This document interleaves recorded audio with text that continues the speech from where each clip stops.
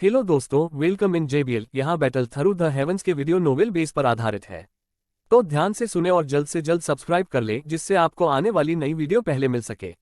तो आज हम बात करेंगे सीजन 6 में एपिसोड 34 के पार्ट 3 पे। अब आगे क्या कोई गतिविधि है? सू कियान के सवाल को सुनकर पहले ग्रे रोबेदार बुजुर्ग ने जल्दी से कहा, इस अवधि के दौरान फॉलन हॉट फ्लेम असामान्य रूप से शांत है। यह उस बिंदु पर भी पहुंच गया जहां थोड़ी सी भी गतिविधि प्रकट नहीं हुई। यदि ऐसा इसलिए नहीं होता क्योंकि हम इसकी गतिविधि के निशानों का सर्वेक्षण कर रहे थे, तो संभव है कि हमने सोचा होता कि यह चुपचाप भाग गया है। कोई गतिविधि नहीं। यह सुनकर सू कियान न केवल खुश नहीं थी, बल्कि उसका चेहरा भी धीरे धीरे गंभीर हो गया था। इतने सालों के दौरान फॉलन हॉट फ्लेम लगातार सील तोड़ने की कोशिश कर रहा था। यह कैसे संभव था कि यह अचानक गतिविधि से शून्य हो गया? जैसा कि कहा जाता है, एक असामान्यता आमतौर पर एक राक्षस का परिणाम होती है। क्या फॉलन हॉट फ्लेम कुछ पका रहा था? सू कियान की अभिव्यक्ति तेजी से गंभीर हो गई क्योंकि यह विचार उसके दिल में घर कर गया। क्षण भर बाद उसने गहरी आवाज में पूछा, मुहर कैसी है? हमने इन अकेडमी के भीतर सभी बुजुर्गों को बुलाया है, 18 लोगों को एक साथ इकट्ठा किया है और अतीत के हमलों से रहने वाली सभी मुहरों को पूरी तरह से ठीक करने के लिए 5 दिन बिताए हैं। दूसरे बुजुर्ग ने सू कियान की गंभीर अभिव्यक्ति को देखा और मुस्कुराते हुए आगे कहा, पहले बड़े को ज्यादा चिंता करने की जरूरत नहीं है।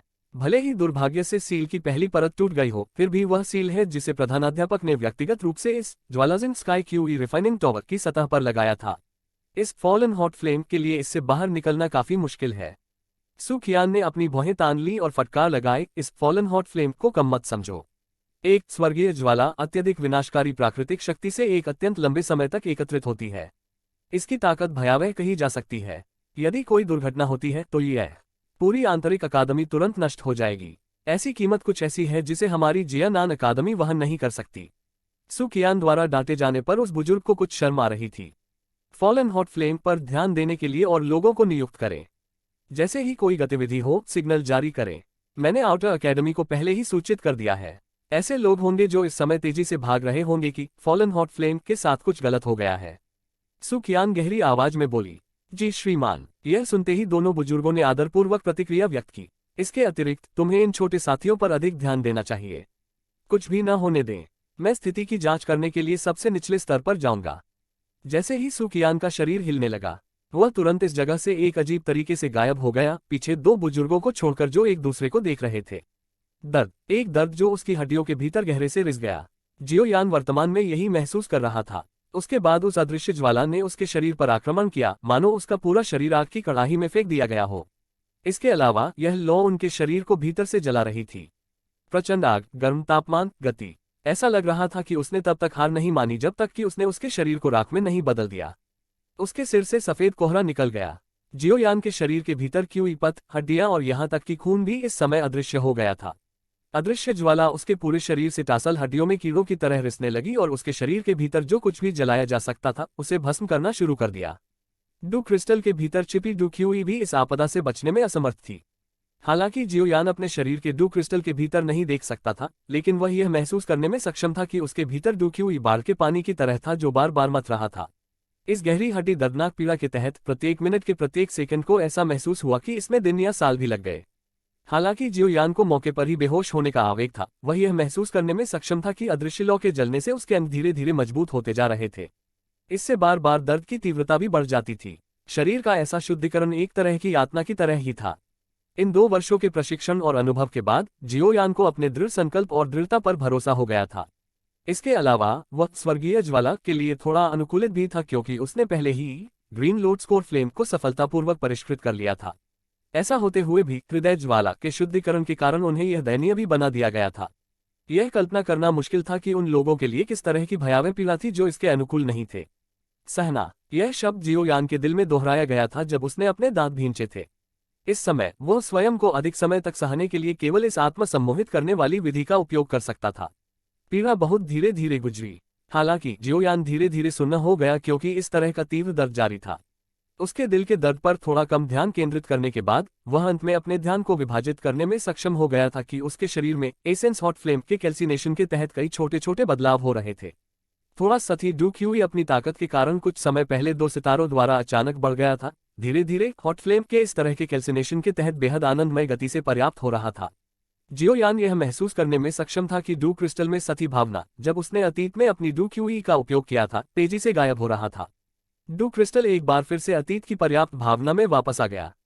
उसकी हड्डियां, क्यूई पात और यहां तक कि मांसपेशियां भी तीव्र ज्वाला के नीचे धातु की तरह थी, क्योंकि उन्हें बेहद धीमी गति से तब तक परिष्कृत किया जा रहा था जब तक कि वे सख्त नहीं हो गए और विस्फोटक शक्ति से भर गए। विभिन्न कारणों से जियोयान सौभाग्य से सबसे दर्दनाक अवधि को पार कर गया। हालांकि कुछ अन्य इतने भाग्यशाली नहीं थे। उनके शरीर में एसेंस हॉट फ्लेम के प्रवेश करने के लगभग 1 घंटे बाद एक छात्र असामान्य लक्षण दिखाने वाला पहला व्यक्ति बन गया। उसकी मूल रूप से लाल रंग की अभिव्यक्ति तुरंत पीली सफेद हो गई और उसका शरीर तेजी से कांपने लगा जैसे उसे दौरा पड़ रहा हो। वे दो बुजुर्ग जो जियोयान और अन्य लोगों पर ध्यान दे रहे थे, स्वाभाविक रूप से पहली बार में इस छात्र की असामान्य हरकत का पता चला। उनके भाव तुरंत थोड़े बदल गए।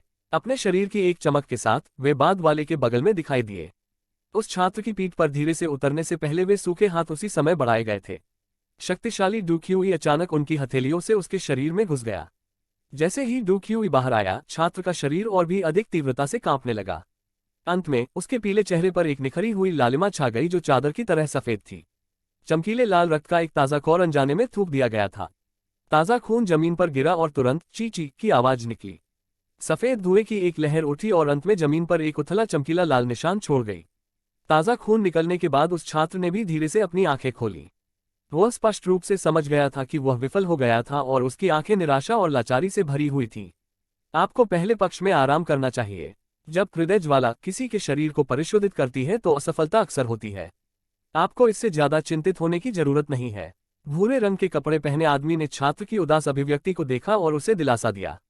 हालांकि उसकी आवाज अभी निकली ही थी कि दूसरे छात्र का शरीर तेजी से हिल गया। दोनों बुजुर्ग केवल कड़वाहट से मुस्कुरा सकते थे और उस व्यक्ति की तरफ देख सकते थे। उन्होंने अपने कार्यों को दोहराया और उस छात्र के शरीर के भीतर से हॉट फ्लेम को बाहर कर दिया। ऐसा प्रतीत होता है कि पहले दो लोगों की असफलता एक श्रृंखला प्रभाव का कारण बनी। एक छोटे से घंटे के भीतर 3 और लोग थे जो विफल हो गए, जिससे दोनों बुजुर्ग भयानक रूप से व्यस्त हो गए। जब उन्होंने अंतिम छात्र के साथ काम करना समाप्त कर लिया जिसके पास समस्या थी, तो 2 एल्डरों ने 6 लोगों को देखा जो अभी भी बचे हुए थे। जब उन्होंने देखा कि इन लोगों के चेहरे लाल होने के बावजूद उनकी आभा अभी भी स्थिर थी, तो बुजुर्गों ने आहें भरते हुए एक भारी बोझ डाल दिया था। इन 6 लोगों ने स्पष्ट रूप से सबसे खतरनाक दौर को पार कर लिया था। जब तक इसके बाद कुछ गंभीर रूप से गलत नहीं हुआ, तब तक उन्हें सफल होने में सक्षम होना चाहिए। ऐसा लगता है कि पिछले बैच की तुलना में इस बार कुछ और लोग सफल होंगे। एक बुजुर्ग ने मुस्कुराते हुए और बोलते हुए अपना पसीना पोंछा। दूसरे बुजुर्ग ने सिर हिलाया। उसकी नजर उन 5 लोगों की ओर पड़ी जो अपनी असफलता से कुछ मायूस थे और बेबसी से सिर हिला रहे थे। वह उठा और बोला, पहले इन लोगों को संभालो, मैं उन्हें मीनार से बाहर भेज दूंगा। जैसे ही उसने यह कहा, वह 5 लोगों की ओर मुड़ा, अपना हाथ हिलाया और उन्हें वापस उसी रास्ते पर ले गया जहां से वे यहां पहुंचने के लिए गए थे। सार हृदय ज्वाला द्वारा किसी के शरीर का शोधन कुछ ऐसा था जो काफी समय समाप्त कर देता था। हालांकि जियोयान और 5 अन्य लोगों ने सबसे कठिन अवधि को पार कर लिया था, लेकिन बाद के 3 दिनों के दौरान उन्हें हॉट फ्लेम का निस्तापन प्राप्त हो रहा था। इस कैल्सिनेशन के दौरान वे स्पष्ट रूप से यह महसूस करने में सक्षम थे कि उनके शरीर का आंतरिक भाग, चाहे वह उनका क्यूई पथ, हड्डियां आदि ही क्यों न हो, बहुत मजबूत हो गए थे। तीसरे दिन हृदय ज्वाला द्वारा उनके शरीर का शोधन धीरे धीरे अपने अंत की ओर आ गया। उनके चेहरे की लाली धीरे धीरे उतर गई। उनके शरीर के भीतर से अलग अलग ताकत के प्रभामंडल की लहरें उठ रही थीं। हालांकि यह आभा उनके शरीर के परिष्कृत होने से पहले की तुलना में ताकत में बहुत भिन्न नहीं थी, लेकिन कुछ दिनों पहले की तुलना में उनकी आभा स्पष्ट रूप से बहुत अधिक थी। हालांकि जैसे ही हर कोई सफलतापूर्वक समाप्त करने वाला था, सू कियान की अभिव्यक्ति, जो फॉलन हॉट फ्लेम की गतिविधि की निगरानी blazing sky QE refining tower के निम्नतम स्तर पर कर रही थी, अचानक बदल गई। सू कियान ने अपने विशाल डू क्यूई को उधार लेकर उसकी इच्छा धधकते स्काई क्यूई रिफाइनिंग टॉवर के पूरे निम्नतम स्तर के चारों ओर लिपटी हुई थी। जरा सी भी हलचल उसके होश से बच नहीं पाती थी। धीमी आवाज अचानक शांत निचले स्तर में सुनाई दी। वह ध्वनि झील के जल के मथने जैसी थी। हालांकि बस इस हल्की सी आवाज के कारण सू कियान की गंभीर अभिव्यक्ति में भारी बदलाव आया। 2 आंखें जो तेज चमक की तरह थीं, सीधे बीच में गहरे छेद की ओर जा रही थीं। उधर से आवाज निकल रही थी। सू कियान का शरीर हिल गया और अगली बार जब वह प्रकट हुआ तो वह पहले से ही गहरे छेद के किनारे पर था। उसकी आंखें बिजली की तरह चमक रही थीं जैसे ही उसकी नजर गहरे छेद के भीतरी भाग की ओर गई। हालांकि बहने वाली तरल ध्वनि जो पहले अचानक सुनाई देती थी, एक क्षण बाद पूरी तरह से गायब हो गई। सू कियान की भौहें तनी थीं। वह एक पल के लिए झिझका, इससे पहले कि उसके दोनों हाथ धीरे धीरे उसके सामने बेहद जंगली, हिंसक ऊर्जा बाधा की उस परत को छूते। सू कियान का शरीर चमक उठा और तुरंत ऊर्जा अवरोध में दब गया।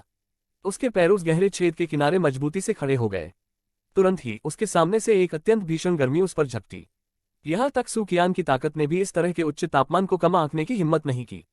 जैसे ही उसकी बाहें लहराई गईं, एक शक्तिशाली डू क्यूई उसके शरीर के चारों ओर लिपटी हुई थी, जो उस अत्यधिक गर्म गर्मी को अलग कर रही थी।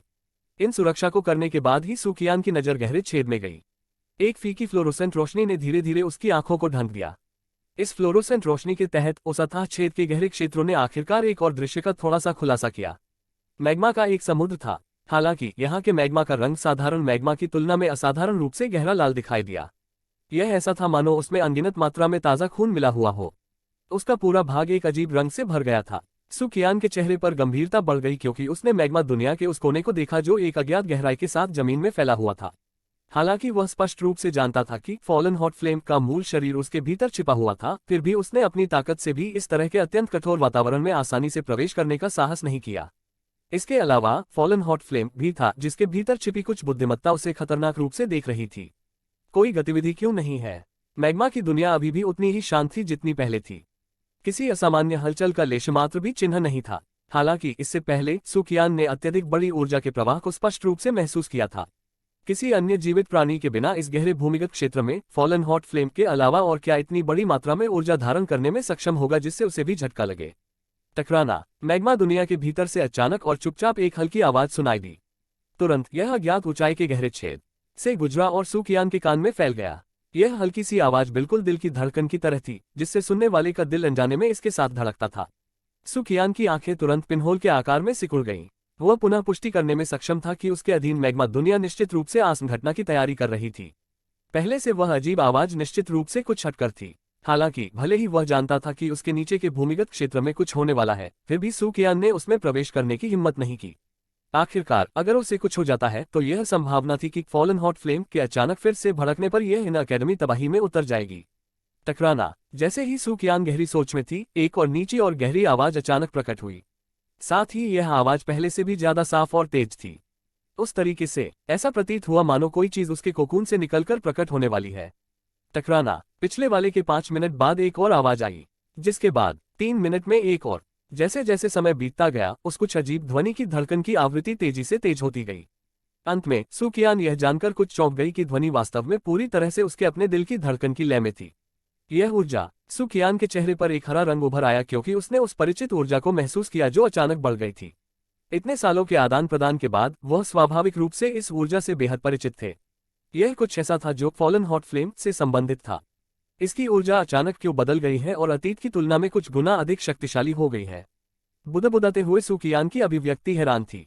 ऊर्जा इतनी अधिक मजबूत हो गई है। फिर इस सील का प्रभाव। सू कियान को अचानक कुछ अत्यंत महत्वपूर्ण याद आया। उसका दिल तुरंत ठंडा हो गया। जैसे ही वह सील को मजबूत करने के लिए तुरंत कुछ लोगों को इकट्ठा करने की योजना बना रहा था, उस गहरे छेद के नीचे से अचानक तेज धमाके की आवाज सुनाई दी। पूर्व की आंखों ने नीचे देखा और तुरंत धीरे धीरे ठंडी हवा की सांस ली। अंतहीन मैग्मा दुनिया में गहरे लाल मैग्मा ने अचानक तीव्रता से मंथन करना शुरू कर दिया। उसके भीतर एक अत्यंत जंगली और हिंसक ऊर्जा फैल गई। मैग्मा की सतह से अचानक एक बड़ी लहर उठी। जैसे ही मैग्मा ने उड़ान भरी, एक अग्नि अजगर जिसका लगभग पारदर्शी शरीर मैग्मा से टूट गया। यह दर्जनों फीट लंबा था और इसका पूरा शरीर इससे रिश्ती एक अदृश्य ज्वाला से ढका हुआ था। राजसी ऊर्जा जिसने किसी को तब तक हिलाया जब तक कि वे सहन नहीं कर सके, यह सू कियान की गंभीर दृष्टि में प्रकट हुई। मैग्मा से टूटकर विशाल पारदर्शी अग्नि अजगर, जो इतना विशाल था कि कोई उसका अंत नहीं देख सकता था, उसने अपना विशाल सिर उठा लिया जैसे कि वह 1000 वर्षों से कैद हो। एक तेज ध्वनि तरंग जो एक साधारण डूलिंग को ऐंठने के लिए पर्याप्त थी जब तक कि उसकी मौके पर ही मौत नहीं हो गई। जैसे ही वह ध्वनि तरंग फैली, अनगिनत संख्या में बम मैग्मा की दुनिया में फेंके गए। कम और गहरी विस्फोटक ध्वनियां बार बार गूंजती थीं। मैग्मा विस्फोटक रूप से निकला और सभी दिशाओं में बेतहाशा आग की लपटें निकली। ये गलत है। वह जानवर सील पर हमला करना चाहता है। अदृश्य अग्नि अजगर की कार्रवाई के कारण सू कियान की अभिव्यक्ति बदल गई। उसके पैर की उंगलियां किनारे पर दब गईं और उसका शरीर बिजली की तरह बिजली की बाधा से बाहर निकल गया। उसके हाथों की सील अचानक हिल गई और कोई देख सकता था कि गहरे छेद के प्रवेश द्वार पर ऊर्जा अचानक बढ़ गई। अंत में इसने एक रंगीन ऊर्जा अवरोधक बनाया जिसने छेद को मजबूती से सील कर दिया। जिस क्षण उसके हाथ में सील चल रही थी, सू कियान के मुंह से अचानक गड़गड़ाहट जैसी चीख निकली। अंत में यह blazing sky QE refining tower और पूरी इना अकेडमी में शक्तिशाली रूप से प्रतिध्वनित हुआ। सभी बुजुर्गों, फौरन मीनार की ओर दौड़ो। सभी छात्रों को धधकते स्काई क्यूई रिफाइनिंग टावर से 100 मीटर के दायरे से किसी भी क्षेत्र को छोड़ना होगा। पूरे आसमान में गूंजती इस वज्र जैसी चीख को सुनकर पूरी आंतरिक अकादमी पूरी तरह से खामोश हो गई। जियो यान और अन्य लोग धधकते आकाश की रिफाइनिंग टावर के 8वें स्तर पर हॉट फ्लेम द्वारा अपने शरीर के शोधन से जागे थे जब उन्होंने सुकियान की गड़गड़ाहट जैसी आवाज सुनी जो उनके कानों में गूंज रही थी।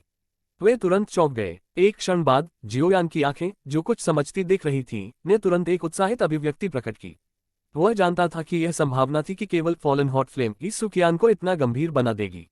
जियोयान की देखभाल करने वाले 2 बुजुर्गों और अन्य लोगों ने भी सुकियान के रोने की आवाज सुनी।